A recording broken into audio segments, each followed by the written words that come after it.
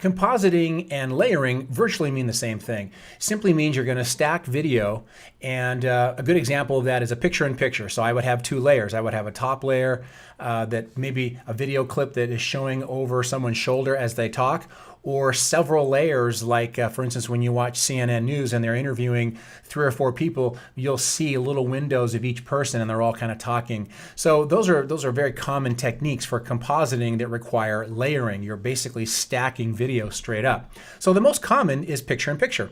So let me show you how to do that here in Premiere. And I do want to say that if the video portion and the audio portion makes sense to do a picture-in-picture, then go for it. It's certain times they don't, and that's going to be a judgment call for you as an editor whether you want to do it. And so what I mean by that is, in this particular case, Adam, our surfer here, is talking about, the waves are pretty small and you just have to get out there and try to catch anything you can. Well, wouldn't it be cool to show him surfing while he's talking over his left shoulder? And I happen to have a video clip of him surfing, so that's what I meant by if it just makes sense audibly and visually, then it'll work. So let me show you how to do this. And I'll park my playhead pretty much right about when he looks over his left shoulder, and that's pretty much where I want this video clip to start. And if I mouse click right here in my source window and I drag this down, it'll bring both video and audio. I don't want both of those. I just want the video, so I'll let that go back in the source window. And I'm going to navigate down here to this film strip. I'll mouse click and drag that straight down. There we go. And I'll put that on the second layer on top. Okay. And by doing that, of course, when you put your playhead and you park it on top, it'll show the top layer, right? Until you scale it, until you basically shrink it, which that's not technically correct, but you'll be scaling it down to reveal the layer underneath. That's what a picture-in-picture is. So I'll double click on this top layer to load it up here. I'll navigate up to the Effects Controls tab, and then I'll navigate over here to the left of the motion, right? I'll click on that so that it points down, and you'll see there's a few options here, and I'm going to open up the scale capability. Now, scaling is pretty straightforward. You can numerically type in the value, or you can click on this slider and drag it to the left. And then as you do that, notice how it begins to shrink. Okay, so with that said, I'm going to keep this at about 50. Now I can also click in the numeric value and type in 50, and then I want to move this, I want to move it over. So I'll navigate over here to the motion, right? I'll click on that, and when you do that, you'll get this wireframe around the video. And that will allow you to move this over. So you might be thinking, wait a minute, Frank, if I leave that there, isn't that too big? It is, but I also want to show you that you don't have to do the scaling just in this area. You can click on this wireframe on any one of these points and mouse click and drag. Okay, so that also works, and then you can, of course, position as long as this is selected. Okay, make sure. If that's not selected and you try to move it, it won't work. Okay, now with that said, I can add a transition, so I'll control click, select apply default transition. So now it'll just dissolve up. Yes, and it's not too pumping, I suggest Very you get out cool. there and do better. Now you might want to add a drop shadow. I'm going to do that by clicking on this drop shadow effect, mouse click, and I'll drag it into this video clip. And when you do that, of course, it shows up here in the effects control. And there are all kinds of options here: opacity, direction, distance. So we'll increase that maybe to around 30, and we'll change the softness from 0 to about 15, something like that. And the direction, of course, I'll click on this so I can actually click on the direction that I want it to go in, and that helps that stand out. I'll change the opacity to about 70, so we'll get it close to that, if not right on it. There we go.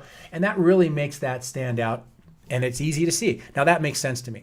Now the other example that I want to show you is I'm going to have 4 video clips stacked up on each other. So I'll mouse click and drag this, I'll drag this, and what I'm going to do here in this example of compositing is I want all 4 to be showing side by side. So I'll start with this top layer. In fact, I'm going to use the crop tool for this one. So I'll navigate over here and I'll type in crop in the search, because that is an effect. And there it is.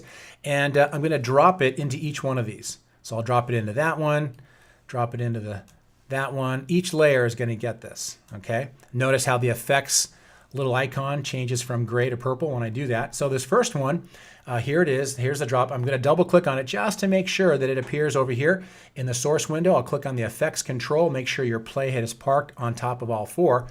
And then just as a precaution, I'll click on this top portion here so you can see the wireframe is in fact going to be working on, you are going to be in fact working on this top layer. and then navigate over here. And then when it comes to cropping, you can crop left, top, right, or bottom. I'm going to go with left. So I'll drag this in and you'll see, there we go. I'm starting to crop it. And I'm going to go to about 30. Right about there. There's 30 on the left. And I'll open the right capability and I'll crop in about 30 on the right. Right about. Now it might seem like a lot, and it probably is, but I do want to show more than one video here. So now what I can do is I can simply copy this crop and paste it to these others beneath it. So actually what I might do is I might change this value from 30 to 40. And I'm thinking then, of course, I can show all 4. I forgot I was showing 4 videos there. So there we go. So I've changed that to 40, and I know the content isn't there, but let me show you how this works, and then we can work on that or actually make some changes in just a moment. So at any rate, okay, so I'm going to control click on this top layer or right click if you're on a PC, and I'm going to select copy. And then I'll select mouse click and draw what I call a square lasso to select the other 3. I'll control click. Or you can right click if you're on a PC and select paste attributes, and then you want to make sure motion, effects, and crop is selected. Then you select OK. Now all 4 have that done. Now what you want to do is you can double click on each one of these, and by clicking on this item you can mouse click and drag. So you want to make sure that you double click on this, navigate up to the effects control and select motion. Then of course when you see this wireframe you can then drag. There we go. So there's one item. And I'll double click on this guy here, and I'll go back over to the effects control. I'll select the motion, and I'll drag this item over like that. And they're all about the same. And I'll probably leave it at that. I may want to add this last one. I might even have or need a 4th or a 5th. I'm sorry, a 5th layer. So then I'll drag this one over. And this is actually turning out pretty cool. I think I like this with that little gap. And then I would probably just need one more. And just for, in fact, I would want to clean all these up just a little bit. That's a little bit high there. It's not quite on, but this is going to require a little bit of work. In fact, I'll just copy and paste this so I get an additional layer. So copy, we'll paste it over here to the side. And then I'll navigate up here and select paste. There's our other layer. I'll put that on top. And now with that double clicked into the effects, I'm going to speed this up. I'll drag this over. So now I've got 5 layers. And so something like this didn't take a whole lot of work, but that's actually kind of cool. If I were to play that back in Premiere, we'll actually play this back in real time. That's actually pretty cool. Now I know 2 are duplicated and you'd want a 5th one there, but that's actually another very good example of compositing, and you've got all these different layers of video playing at the same time, which Premiere is really good at playing back, but those are really good examples of layering and compositing.